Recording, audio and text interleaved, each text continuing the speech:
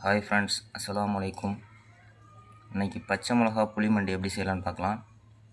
பச்சை மிளகா ஒரு 150 கிராமு நீளமாக இருந்ததுனால ரெண்டாக நறுக்கி நடுவில் ஹோல் போட்டு வச்சுருக்கேன். 10-12 சின்ன வெங்காயம், தாளிக்கு தேவையான பொருட்கள்: கடுகு, கொஞ்சம் சீரகம், கொஞ்சம் வெந்தயம், கருவேப்பிலை, மஞ்சத்தூள், பெருங்காயத்தூள், புளி, பெரிய நெல்லிக்காய் சைஸு புளி.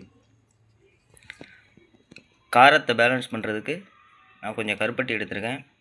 கருப்பட்டியை நல்லா ஃபைனலாக மிக்ஸ் பண்ண போகிறோம். வாங்க ஃப்ரெண்ட்ஸ், எப்படி செய்யலாம்னு பார்க்கலாம். வாங்க ஃப்ரெண்ட்ஸ் செய்யலாம். அடுப்பில் பாத்திரம் வச்சுட்டேன்.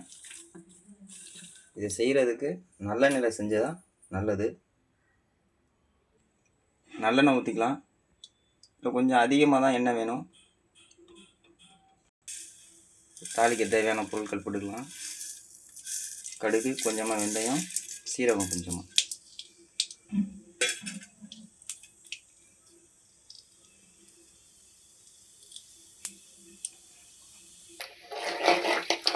கடுகு வெந்தயம் நல்லா பொரிஞ்சிக்கிட்டு இருக்கு.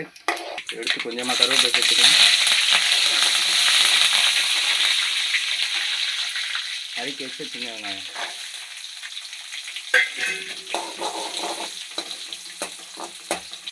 வெங்காயம் சீக்கிரமாக வதங்குறதுக்கு கொஞ்சமாக உப்பு சேர்த்துக்குவோம்.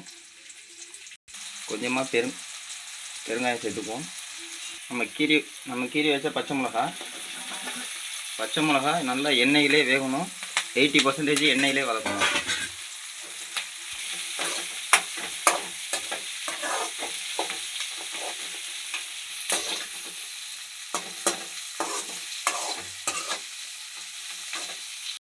பச்சை மிளகா 60% மேலே நல்லா வதங்கிருச்சு எண்ணெயிலேயே.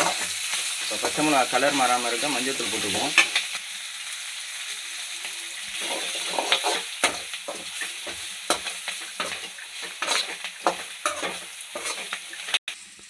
கரைச்சி வச்சிருக்க புளியை சேர்த்துருவோம்.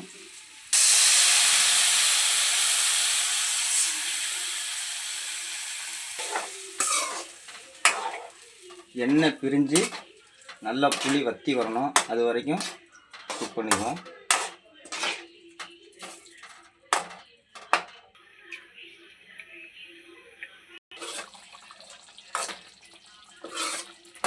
ஃப்ரெண்ட்ஸ், புளி நல்லா சுண்டி வந்துருச்சு.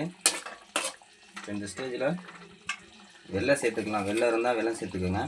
நான் இப்போ வந்து கருப்பட்டி சேர்க்குறேன். கருப்பட்டியில் வந்து மண் இருக்கிறதுனால நான் தண்ணியில் கரைச்சி சேர்க்குறேன்.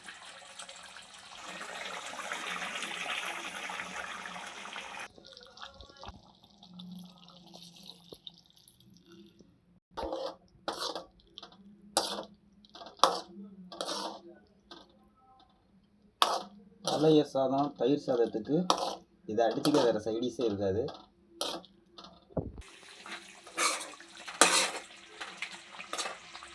கொஞ்சம் கொஞ்சமாக எண்ணெய் பிரிஞ்சு வர ஆரம்பிச்சிச்சு. பச்சை மிளகாயும் நல்லா வந்துருச்சு.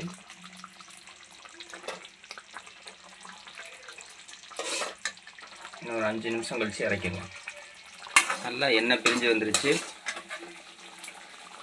விஷயம்லாம் இறக்கிடலாம். பசியை தூண்டும் பச்சை மிளகாய் புளி தொக்கு ரெடி. விஷயம் நீங்களும் ட்ரை பண்ணிவிட்டு எப்படி இருந்துச்சுன்னு சொல்லுங்கள் ஃப்ரெண்ட்ஸ். கமெண்ட் பண்ணுங்கள், லைக் பண்ணுங்கள், சப்ஸ்கிரைப் பண்ணிடுங்க.